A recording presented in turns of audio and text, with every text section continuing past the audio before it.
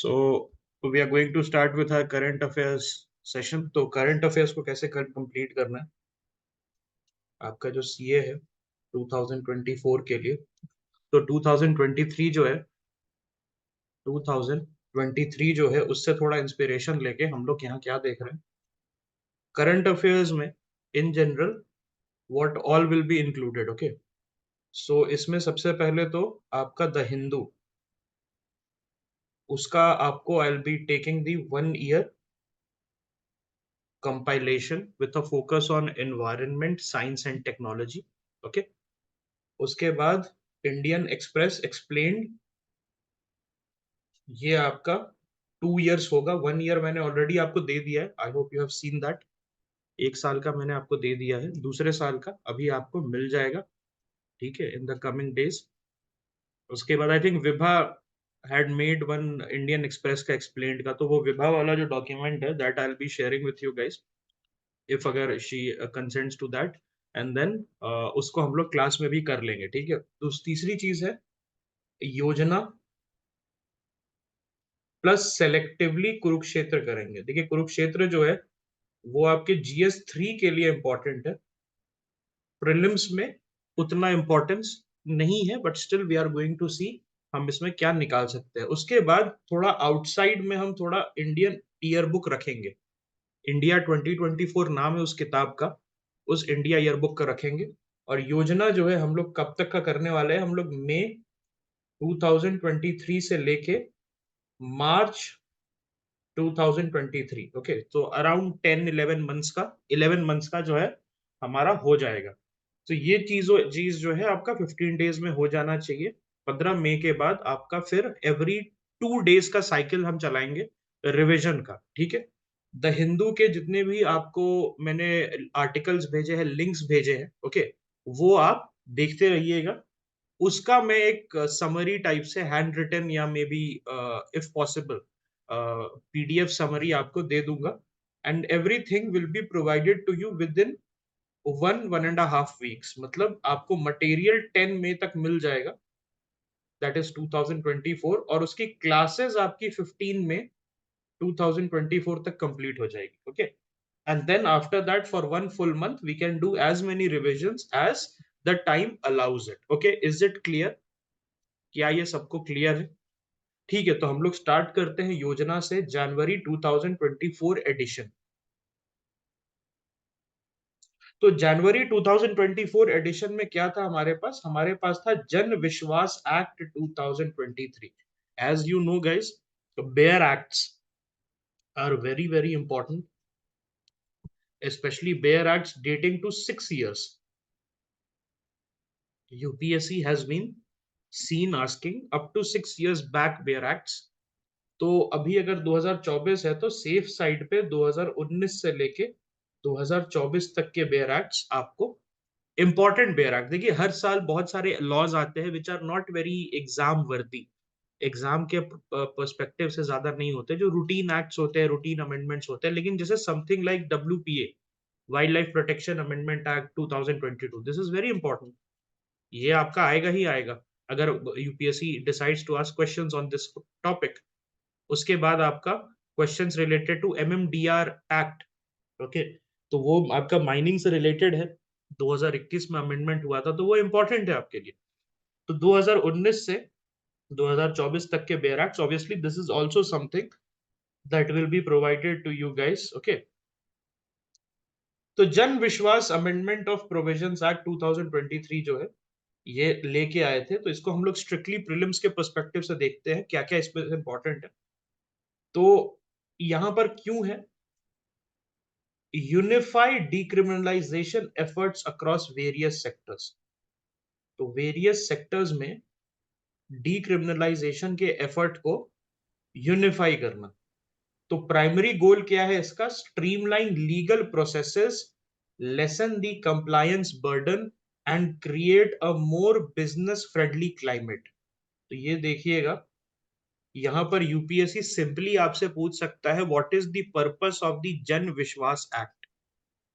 तो जन विश्वास एक्ट का पर्पस क्या है? देखिए क्या होता है, जैसे मान लिया कि 50,000 आप भर रहे हैं टैक्स अपना, 3 लाख रुपए आपको टैक्स लाइबिलिटी है और किसी कैलकुलेशन की वजह से आपका टैक्स ऊपर नीचे हो गया 20,000 का, तो यहां पर क्या होता है कि आपको टैक्स वाले पहले तंग करने लगते थे, people use to harass you. अब जो है अंडर दिस जन विश्वास एक्ट, वो क्या बोलेंगे कि इस टाइप की चीजें हैं जहां पर 2 लाख 3 लाख 5 लाख रुपए छोटी मोटी रकम है, तो वहां पर हरास नहीं किया जाएगा। यहां पर क्या है, a mixture of decriminalisation effort, minor criminal offences को एडमिनिस्ट्रेटिव और सिविल मैटर्स के जो भी है उसको क्या किया जाएगा, नॉन हार्मफुल और माइनर क्रिमिनल ऑफेंसेस को ट्रांसफॉर्म कर दिया जाएगा एडमिनिस्ट्रेटिव और सिविल मैटर्स में। तो उसमें क्या होता है, आपको एक पेनल्टी देना होगा। मान लिया अगर आपसे 50,000 रुपए छूटा हुआ है तो आप 10% इस पे 5,000 रुपए का पेनल्टी देके छूट सकते हैं। पहले क्या होता था कि थोड़ा भी इधर ऊपर नीचे होता था आपके ऊपर केस हो जाता था, and then for a mere sum of 50,000 rupees you use to get dragged into litigation. तो उसी को चेंज करने के लिए दूसरी चीज क्या है, मान लिया कि कोई एफएसएसएआई का रेस्टोरेंट है, ओके, और एफएसएसएआई का उसके पास लाइसेंस है और उसने कुछ माइनर ऑफेंस किया है, बर्नर साफ नहीं किया या कुछ इस टाइप का किया है। तो इस टाइप की चीजों में जहां एफएसएसएआई लाइसेंस कैंसिल होके आप पे केस हो जाता था अंडर वेरियस सेक्शंस, उसमें अब क्या कर देना है, छोटा सा पेनल्टी देके आप छूट जाएंगे। तो एक बहुत बड़ा एम्बिट है ये, जिसमें बहुत सारे ऐसे केसेस हैं जहां पर आपको हरास किया जाता था छोटे से नॉन हार्मफुल चीजों के लिए। अब वहां पर उसको एक एडमिनिस्ट्रेटिव और सिविल मैटर के थ्रू सॉल्व किया जाता है by a just a small monetary penalty. ठीक है, तो इससे क्या होता है, कंप्लायंस बर्डन लेसन होता है और बिजनेस फ्रेंडली क्लाइमेट क्रिएट होता है। I think I have taught you this in various classes as well. मैंने किसमें पढ़ाया था, GS3 में मैंने पढ़ाया था I think, that there are certain laws in India. जैसे मैन्युफैक्चरिंग में अब लॉ क्या आ गया है कि अगर आप कंप्लायंस नहीं करते हैं, so what you need to do is not go to jail. पहले क्या होता था, लिटिगेशन, आप पे केस चढ़ता था, आप जाते थे कोर्ट में, फिर आपका टाइम खराब होता था। अब क्या है, a small penalty you have to pay and then you can be fine. तो आपसे यूपीएससी क्या पूछ सकता है कि जन विश्वास एक्ट किसके लिए, option A something related to corruption, option B decriminalisation of certain acts, option C, ऐसे करते हुए। ठीक है, is it clear friends? Coordination and planning, तो यहां पर अचीविंग द एक्ट्स ऑब्जेक्टिव, जन विश्वास एक्ट के लिए क्लोज कोऑर्डिनेशन कौन कर रहा है, 19 यूनियन मिनिस्ट्रीज, 19 यूनियन मिनिस्ट्री जो है, they will be coordinating. And इसमें regular consultation, inter ministerial meetings और एक यूनिफाइड कमिटमेंट होगा फॉर रेगुलेटरी रिफॉर्म्स।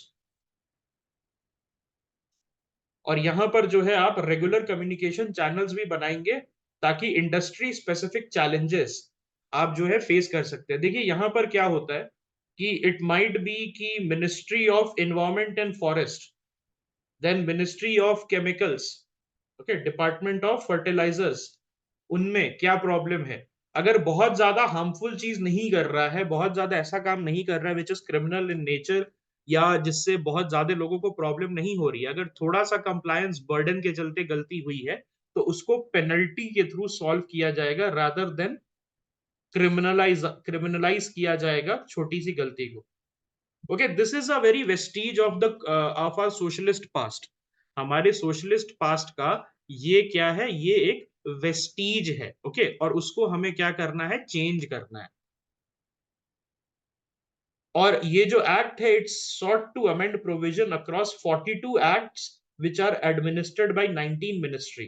तो इससे एक बड़ा प्रॉब्लम आता है कि 42 एक्ट्स में जन विश्वास एक्ट, एक एक्ट की वजह से, बहुत ध्यान से सुनिएगा, वन एक्ट की वजह से हमें टोटल 42 एक्ट को डी में से जो क्रिमिनलाइज्ड प्रोविजंस है उनको डीक्रिमिनलाइज करना है। और कितने मिनिस्ट्रीज इन्वॉल्व है, 19। तो 19 ministry के criminalized provision which are spread across 42 acts, they have to be decriminalized. Okay,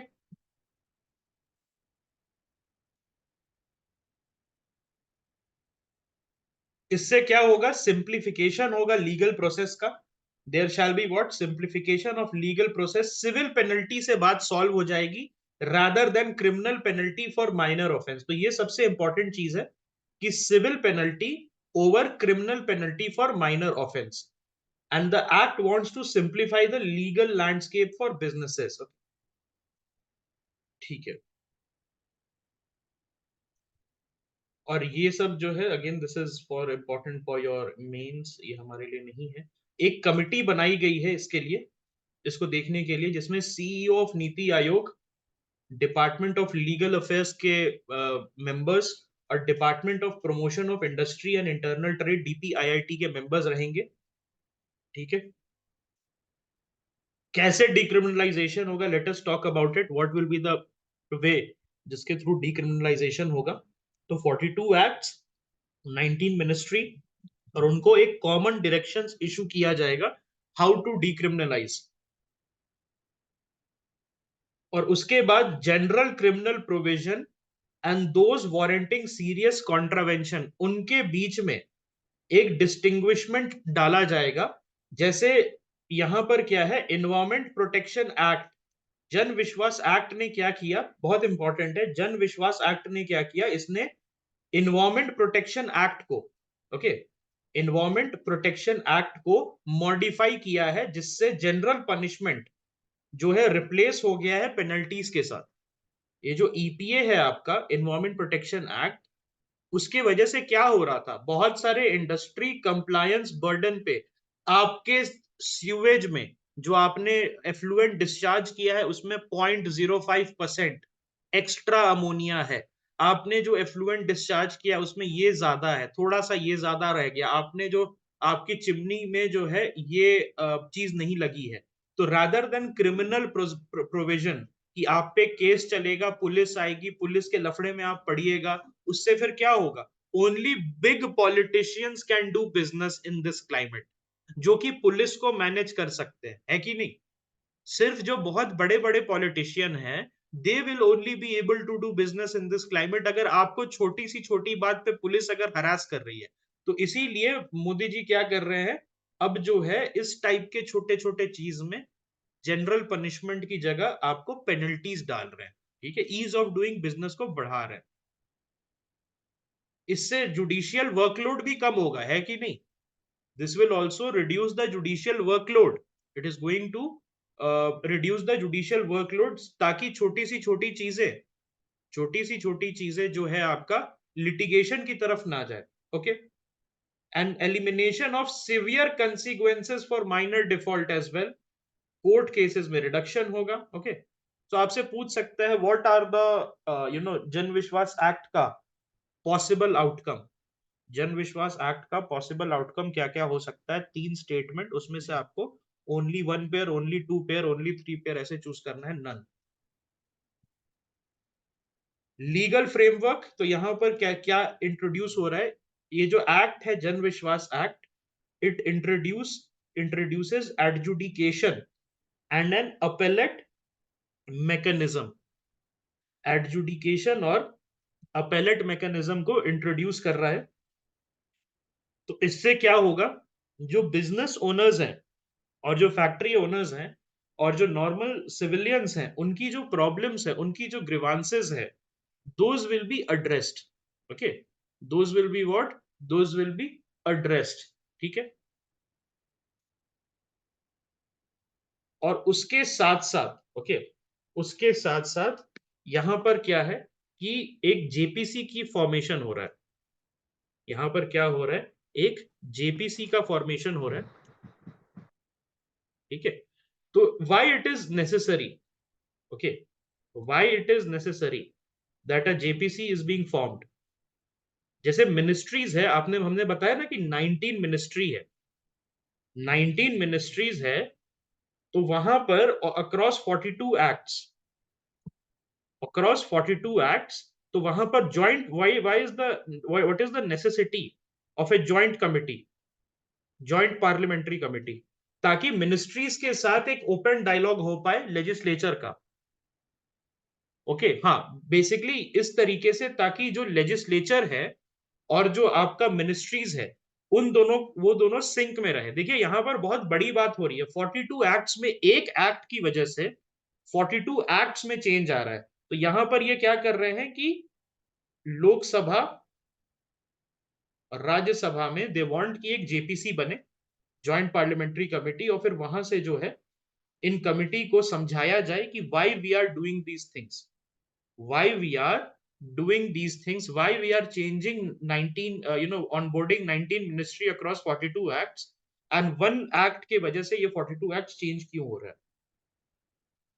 challenges क्या क्या है, एक तो retrospective effect है। one significant challenge was the JPC's recommendation concerning the retrospective application। तो retrospective application मतलब क्या होता है फ्रेंड्स? retrospective application मतलब समय से पहले अगर 2024 में ये आया है तो दो पुराने जितने भी एक्ट्स हैं जिसमें क्रिमिनलिटी जो है, ओके, ले भारी थी, धन्यवाद। क्रिमिनलिटी जो है, ओके, जहां पर क्रिमिनलिटी जो है फेस कर रहे थे, मान लिया कि आप एक बिजनेसमैन है और 2013 पे आप पे केस हुआ था, तो जो पहले से जो फेस कर रहे हैं, नॉट आफ्टर दिस एक्ट, पहले से जो फेस कर रहे हैं उन पे भी क्या इम्पैक्ट पड़ेगा। ओके, क्या जन विश्वास एक्ट की वजह से ये thousands upon lakhs of cases, thousands upon lakhs of cases, क्या वो नॉर्मली आपके सेटल हो जाएंगे? क्या वो अब पेनल्टीज के थ्रू सेटल हो सकते हैं? That was one of the bigger question that came. Okay, so after careful consideration this suggestion was deemed unfeasible due to potential complication and legal implication। so यहां पर जो है ये रेट्रोस्पेक्टिव इफेक्ट जो है इसको अनफीजिबल बोला गया कि हम बैक डेट से, आज से हो भले, आफ्टर जन विश्वास एक्ट हैज कमेंस्ड, आज से भले हम आने वाले समय में देख सकते हैं, लेकिन पुराने केसेस जिसमें lakhs of cases are already in the judicial stages, various stages of the judiciary, कोई प्री लिटिगेशन में, कोई पोस्ट लिटिगेशन में, किसी में सजा लोग काट भी चुके हैं। ओके, सो वहां पर अनफीजिबल रहेगा कि हम इतने सारे लैक्स ऑफ केसेस को कन्वर्ट कर दे जनरलाइज पेनल्टी में। Is it clear? ठीक है,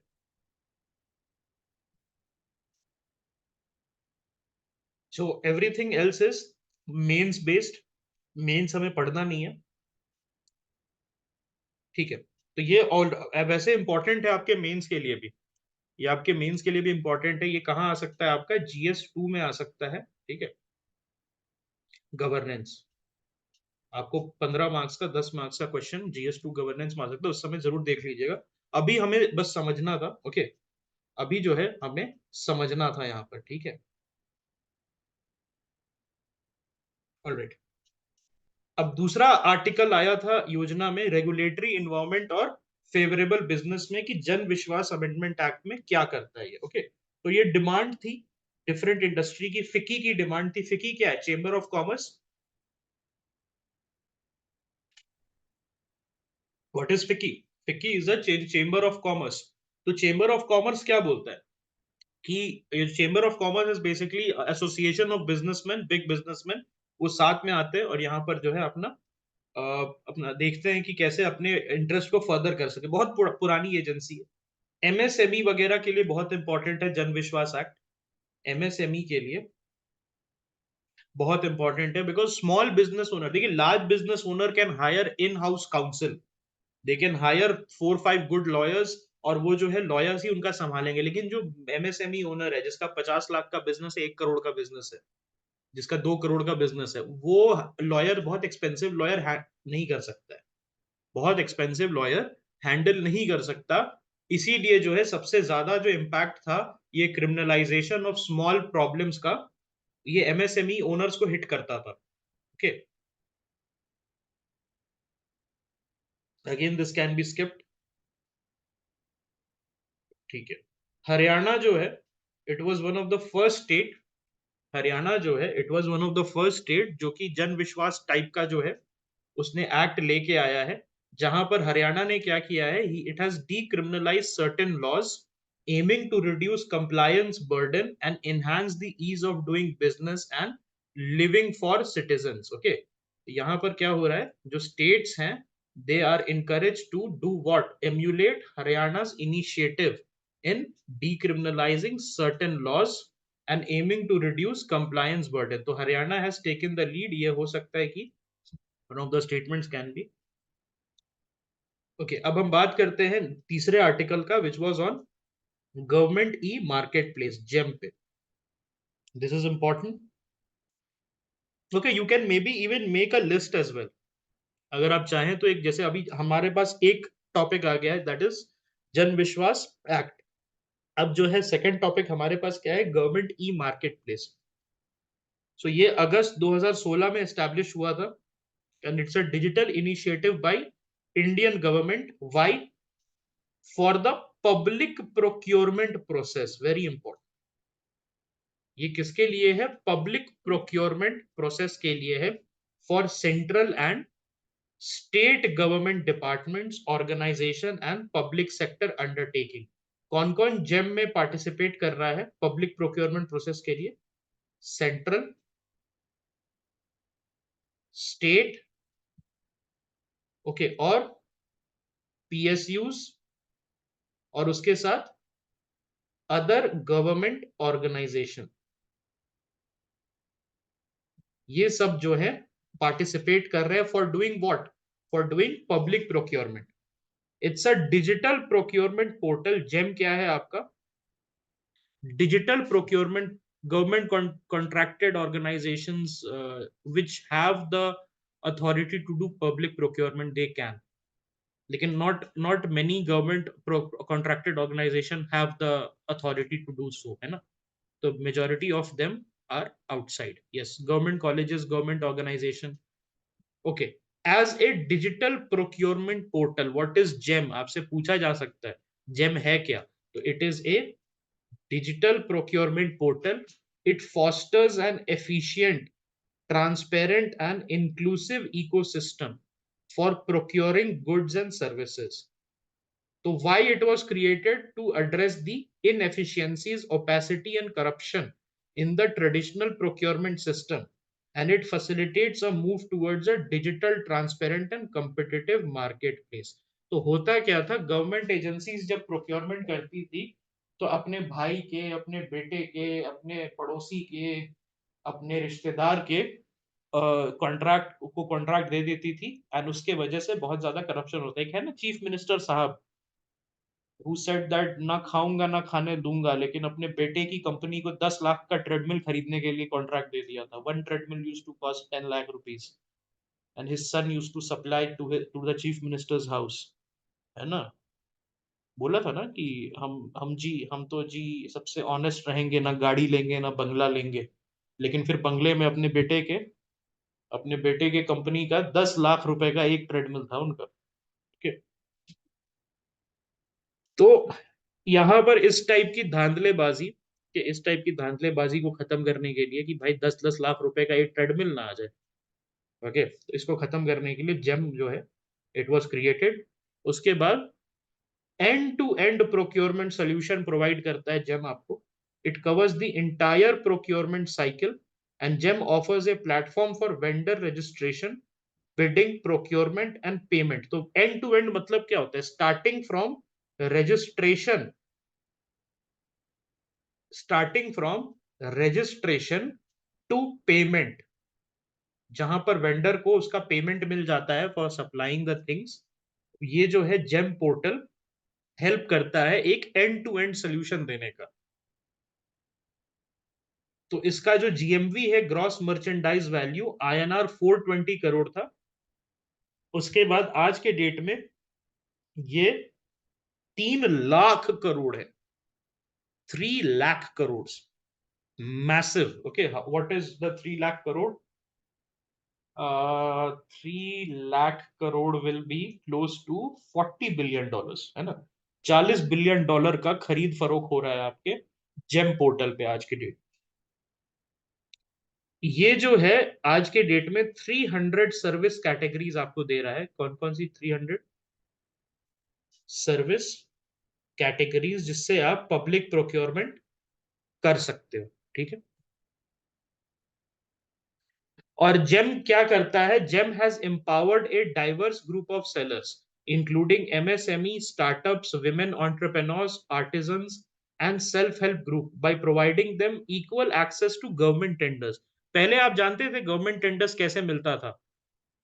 इंजीनियर को अगवा करके, इंजीनियर के सर पे कट्टा रख के गवर्नमेंट टेंडर पास होता था, या दूसरे पार्टी को गोली मार के। ओके, हाँ, या बाबू को करप्शन करके। ठीक है, तो यहां पर क्या हो रहा है, इट्स अ क्लीन प्रोसेस। आप समझिए कि 3 लाख करोड़ रुपए, 3 लाख करोड़ रुपीज जो है आपका क्लीन वे से गवर्नमेंट टेंडर में पास हो रहा है। और सबको यहाँ पर मसल पावर का नहीं है, यहाँ पर ऑन्टरप्रेन्योरियल स्किल्स पे आपको कॉन्ट्रैक्ट मिल रहा है, मसल पावर पे नहीं मिल रहा है। Okay, ease of doing business. So with features such as cashless payment, dynamic rating system, तो यहाँ पर आपको कैशलेस पेमेंट का ऑप्शन है, डायनामिक रेटिंग सिस्टम है, और डाइवर्स बाइंग मोड्स।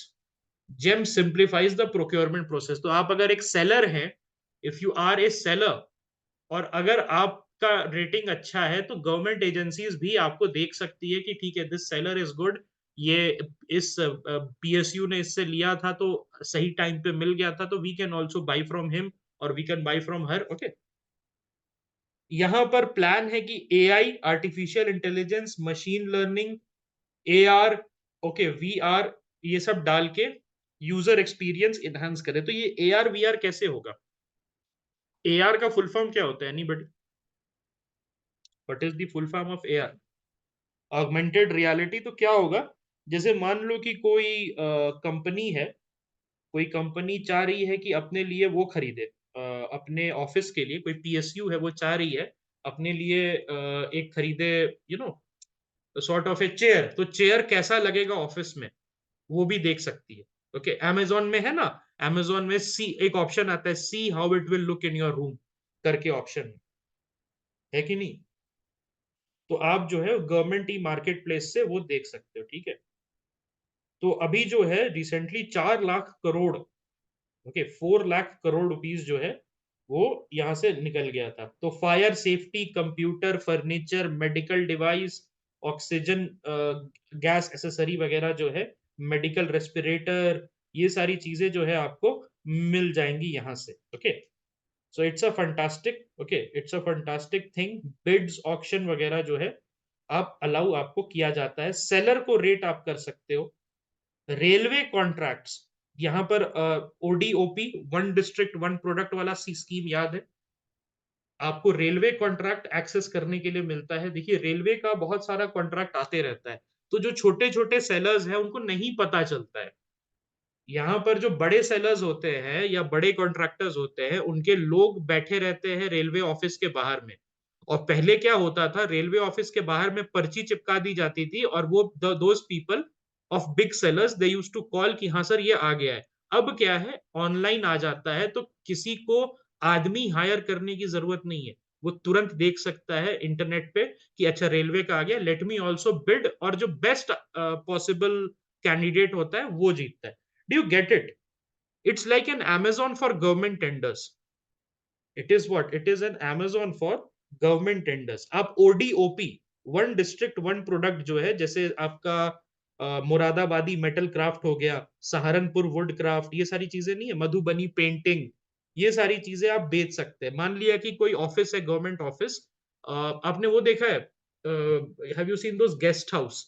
बहुत सारे बड़े बड़े ऑफिसर्स के जो गेस्ट हाउस होते हैं, तो वहां पर पेंटिंग वगैरह लगाई जाती है। तो जैसे मधुबनी पेंटिंग कोई लेडी बना रही है, तो वो जा सकती है जेम पोर्टल पे, और जाके अपना जो पेंटिंग है उसको बेच सकती है, maybe to a Coal India guest house. और कोल इंडिया गेस्ट हाउस में हाई वैल्यू एरियाज में, जैसे उनके बड़े ऑफिस, बड़े साहब का जो उनका ऑफिस होता है, बड़े साहब का जो गेस्ट हाउस होता है, जो चेयरमैन का गेस्ट हाउस होता है, वो सारी चीजों में वहां पर जाके आप लगा सकते हैं। इवन ऑगमेंटेड रियलिटी इंटीग्रेट कर रही है सरकार, ताकि कोल इंडिया वाले या किसी पीएसयू वाले देख सकते हैं कि अच्छा ये पेंटिंग कैसी लगेगी, मैं इसको प्रोजेक्ट करता हूँ वॉल पे अपने ऐप के थ्रू, और देखता हूँ कि कैसा लगेगा। तो ये सारी चीजें आप कर सकते हैं। This is just like an Amazon for your government tenders. Is it clear? Is it clear? Yes, okay.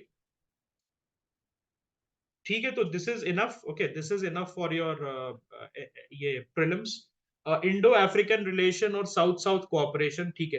तो यहाँ पर एक चीज मैं आपको बता देता हूँ, अगर आप गाजा वाला देख रहे हैं, गाजा इसराइल का कॉन्फ्लिक्ट, पैलेस्टीन इसराइल कॉन्फ्लिक्ट वाला देख रहे होंगे, तो उसमें एक प्रॉब्लम हमारे साथ क्या है कि हम लोग मैप पे एक्स्ट्रा फोकस कर रहे हैं। गाजा इसराइल वाले कॉन्फ्लिक्ट में हम लोग जो है मैप पे बहुत ज्यादा, राफा क्रॉसिंग कहाँ पर है, इरेज कहाँ पर है, सिनाई कहाँ पर है, रेड सी, ये सारी चीजें देख रहे हैं। प्रॉब्लम क्या है इस साल, आई देर इज मेरे को लग रहा है क्या होना होगा, लास्ट टाइम जैसे आपने देखा था अरब समिट पे क्वेश्चन आया था, लास्ट ईयर अरब समिट पे क्वेश्चन आया था 2023 में। तो इस साल क्या होगा, आपको पैलेस्टीन, पीएलओ के हिस्ट्री, इसराइल का हिस्ट्री, इसराइल पैलेस्टीन का जो जो भी इंपॉर्टेंट एग्रीमेंट हुआ है, जो भी एग्रीमेंट टूटा है, वन स्टेट थ्योरी क्या होता है, टू स्टेट थ्योरी क्या होता है, ये सारी चीजों पे क्वेश्चन आएगा। तो सिर्फ मैप पे फिक्सेट मत होइए, सिर्फ मैप दिन भर मत देखते रहिए, ये भी इंपॉर्टेंट है। ओके, ये भी इंपॉर्टेंट है, हाँ, starting from Sykes Picot agreement वगैरह, ये सारी चीजें भी इंपॉर्टेंट है। Okay,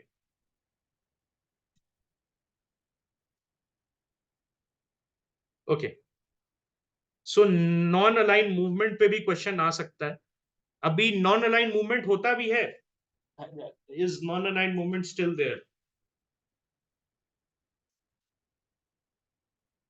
the answer is yes, अभी भी है। रिसेंटली कहां पर हुआ था NAM summit?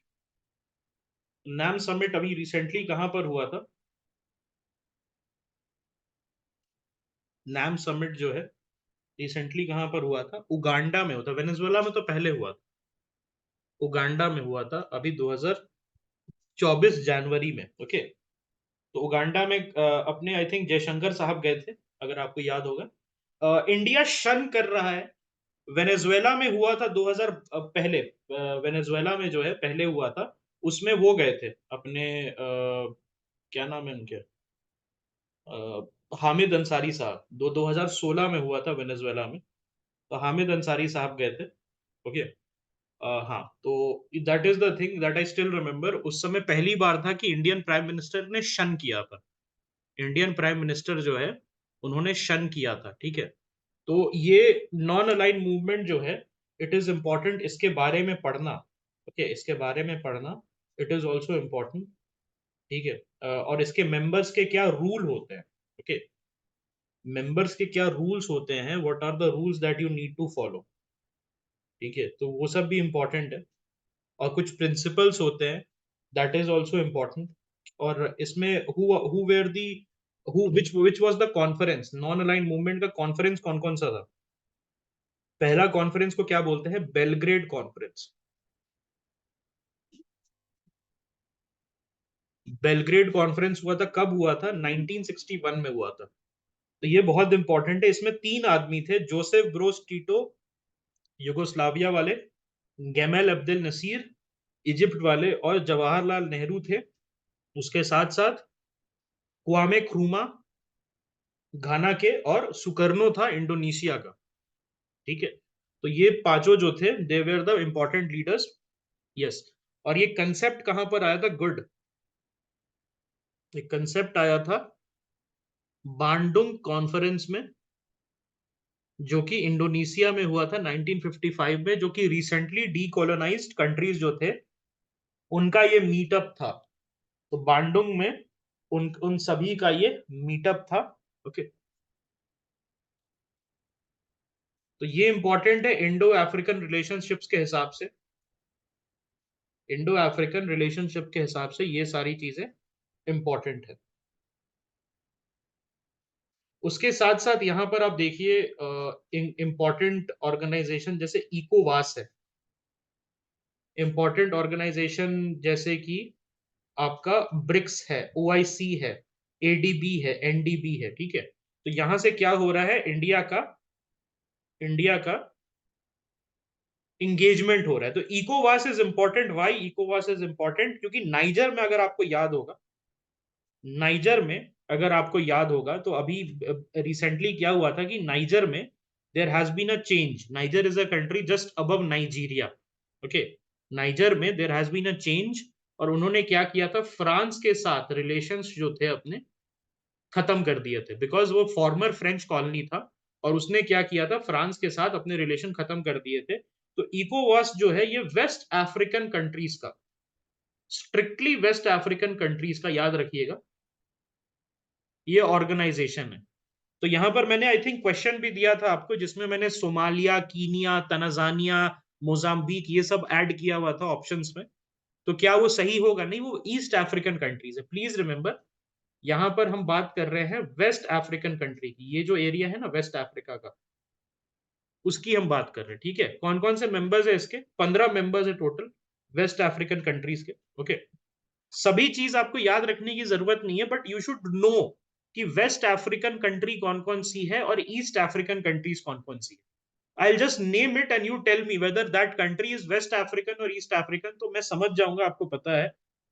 Tell me whether Eritrea is West African और East African. Eritrea, it is East African, yes. और एरिट्रिया के बगल में कौन सी कंट्री है? एक और कंट्री है एरिट्रिया जैसी ही कंट्री है, Djibouti, very good. Djibouti is East African और West African? East African, okay. और tell me Sudan, is it East African और West African? Sudan is East African. Sudan से सटा हुआ कौन कौन सा कंट्री है? अभी सूडान भी न्यूज में था due to the civil war. Sudan से सटा हुआ कौन कौन सा कंट्री है? South Sudan, very good. उसके साथ और कौन है? चैड, इजिप्ट, और कौन कौन से कंट्रीज है? सूडान से सटे हुए और कौन कौन से कंट्री? इजिप्ट हो गया, ठीक है, चाड हो गया, साउथ सूडान हो गया, और central African Republic. Car, car से याद रखना, गाड़ी चल रही है, कार। सेंट्रल अफ्रीकन रिपब्लिक, और इथियोपिया है कि नहीं? इथियोपिया, और एरिट्रिया है कि नहीं? एरिट्रिया। और कौन से सी में इसका पोर्ट खुलता है? There is a port known as Port Sudan. तो कौन से पोर्ट में इसका पोर्ट ये खुलता है? रेड सी में खुलता है, वेरी गुड। तो आपको थोड़ा सा आइडिया हुआ, थोड़ा सा आपको आइडिया हुआ। और कोई कोई कंट्री है जिससे ये लगता है सूडान, जो हम मिस कर रहे हैं? South Sudan, Chad, Egypt, central African Republic, Ethiopia, Eritrea, और लिबिया, गुड। ये जो है कंट्री, इससे हम लोग जो है देख पा रहे हैं, ठीक है। आई जस्ट उसको आपको दिखा देता हूं मैं। ये इंपॉर्टेंट है सूडान का मैपिंग। ये Sudan has been in news.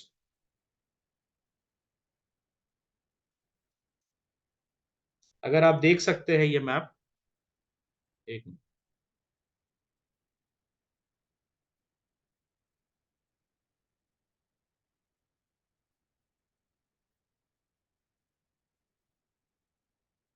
ये मैप अगर आपको दिख रहा है, तो आप देख सकते हैं सूडान के ऊपर में, सूडान के ऊपर में इजिप्ट है, लिबिया है, ईस्ट में चैड है, उसके बाद नीचे में सेंट्रल अफ्रीकन रिपब्लिक है, फिर साउथ सूडान है, then there is Ethiopia, then there is Eritrea.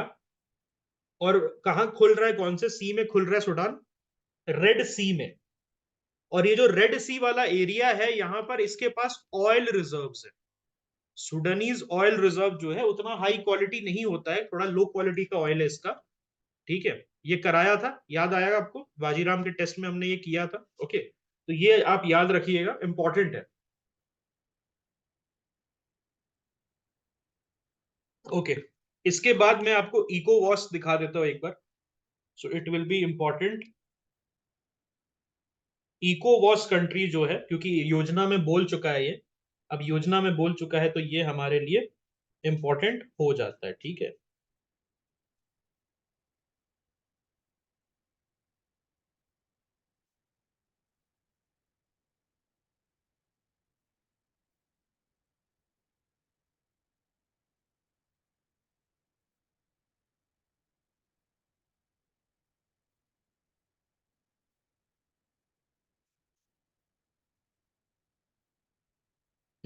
ये दिख रहे हैं आप इकोवॉस? Are you guys able to see the इकोवॉस map? तो इसमें देखिए, माली है, नाइजर है, नाइजीरिया है, और उसके बाद बेनिन है, टोगो है, घाना है, आइवरी कोस्ट है, लाइबेरिया है, सियरा लियोन, देन गिनी, सेनेगाल, गाम्बिया, गिनी बिसाऊ, ओके, और एक और कंट्री है केप वर्ड। तो ये सारी कंट्रीज जो है आपका, हाँ, और ये जो बाकी से लाइट ग्रीन है, लाइट ग्रीन कंट्रीज है, दीज आर सस्पेंडेड कंट्रीज। ये लाइट ग्रीन कंट्रीज कौन है? सस्पेंडेड कंट्रीज है। Now here is the fun fact, okay, ये आप देख रहे, एक बार ध्यान से देख लीजिए, कैमरून नहीं है, कैमरून नहीं है, चाड नहीं है, अल्जीरिया भी नहीं है, वेस्टर्न सहारा नहीं है, मॉरिटेनिया नहीं है। यहां पर कौन कौन सी कंट्रीज है? ये सारी 15 कंट्रीज है total. Just take a look, okay. Here is the thing, here is the thing, ये जो आज के डेट में आपसे यूपीएससी मैपिंग क्वेश्चन नहीं पूछेगा, आपसे उस इकोवॉस से रिलेटेड हिस्टोरिकल क्वेश्चन पूछ देगा। कब एस्टैब्लिश हुआ था, कहां एस्टैब्लिश हुआ था, क्या करता है, okay, what is the role that it plays, okay. तो ये सारी क्वेश्चन जो है आपसे पूछ लेगा। तो उसमें अगर हम देखते हैं तो वेस्ट अफ्रीकन कंट्रीज का यूनियन है, 15 कंट्रीज टोटल इसमें आते हैं। और ये कहां पर है इसका हेडक्वार्टर्स इकोवॉस का? Abuja. Abuja is the capital of Nigeria, Nigerian capital है, ओके। और इकोवॉस जो है एक तरीके का इकोनॉमिक कोऑपरेशन है। मेन गोल क्या है इकोवॉस का? इकोवॉस का मेन गोल क्या है? Economic cooperation. आपसे हो सकता है बोले कि मिलिट्री कोऑपरेशन, डिफेंस कोऑपरेशन, ये नाम ही इसका है, economic community of West African state. इकोवॉस का फुल फॉर्म क्या है? Economic community of West African state. और इसका हेडक्वार्टर्स है अबूजा, नाइजीरिया में, नाइजीरिया का कैपिटल है। और ये 1975 में, 1975 में एस्टैब्लिश हुआ था, okay. Is it clear? Yes. Single currency? Are you sure? Are you sure there is a single currency? There is no single currency. अलग अलग जो है, ओके, अलग एक इकोनॉमिक यूनियन है, दैट इज अनदर थिंग। लेकिन इसमें बहुत सारे अलग है। घाना का करेंसी चेडी है, ओके, और आपके नाइजीरिया का करेंसी नायरा है, ठीक है। और वेस्ट अफ्रीकन फ्रैंक होता है, there is something known as CFA franc, जो कि मल्टीपल कंट्री का, फ्रैंकोफोन कंट्रीज का, फ्रैंकोफोन, ध्यान से समझिएगा, फ्रैंकोफोन कंट्री का, ठीक है, फ्रैंकोफोन कंट्री का करेंसी है। मतलब जो फ्रेंच स्पीकिंग कंट्रीज है उनका करेंसी है ये सीएफए फ्रैंक, लेकिन सभी मेंबर्स का नहीं है, सभी मेंबर्स का करेंसी ये नहीं है, ओके। ऑल राइट, तो ये सारी चीजें इंपॉर्टेंट है हमारे लिए। इको वॉस इंपॉर्टेंट है, ओके। साउथ साउथ कोऑपरेशन क्या है? What is south south cooperation? South south cooperation का मतलब है जो कि आपके ट्रॉपिक ऑफ कैंसर के नीचे के, जितने भी ट्रॉपिक ऑफ कैंसर के नीचे की कंट्रीज हैं, आप देखिएगा जितने भी कॉलोनियलाइज्ड कंट्री हैं, वो सारे south of Tropic of Cancer है। जितने भी कोलोनियलाइजिंग कंट्री है, जो कोलोनाइज करती है, वो ऊपर है, north of Tropic of Cancer है। थोड़ा सा मैप को दिमाग में रखिए और मुझे बताइए क्या ये बात सच है? जितने भी कंट्री जिन्होंने कोलोनाइज किया है, ऑप्रेस किया है, वो सारे ट्रॉपिक ऑफ कैंसर के ऊपर है, इंडस्ट्रियलाइज्ड वेस्टर्न कंट्री जिनको हम कहते हैं। क्या ये बात सच है? ट्रॉपिक ऑफ कैंसर के भी तो ऊपर है, ट्रॉपिक ऑफ कैंसर के तो ऊपर है ना, है ना। ट्रॉपिक ऑफ यूरोप किसके ऊपर है? यूरोप किसके ऊपर है? ट्रॉपिक ऑफ कैंसर के ऊपर है ना, है ना। और ये जो है, यस, तो यहां पर क्या है? साउथ साउथ कोऑपरेशन मतलब जितने भी आपके नीचे के कंट्रीज हैं हु वेयर कोलोनाइज्ड, जैसे कि आपका South East Asia, South Asia, जैसे India, Pakistan, Bangladesh, Indonesia, Vietnam, even China, alright, African states, South American states. Aussies भी तो कॉलोनाइज्ड है, Australians, who are the original Austrians, Australians, those are the aboriginal people, aboriginals थे ना, तो उनको हटा दिया गया और उसके बाद उनके जगह व्हाइट सेटलर्स है, दोज आर व्हाइट सेटलर्स। ऐसे तो हम कहेंगे तो साउथ अफ्रीका भी व्हाइट कंट्री है ना, but that is not a white country, है ना। ठीक है, इज इट क्लियर? ये आपका कंप्लीट हो गया इंडो अफ्रीकन। तो ये जनवरी का 2024 जनवरी का योजना एडिशन में इतना ही आपका प्रीलिम्स वर्दी।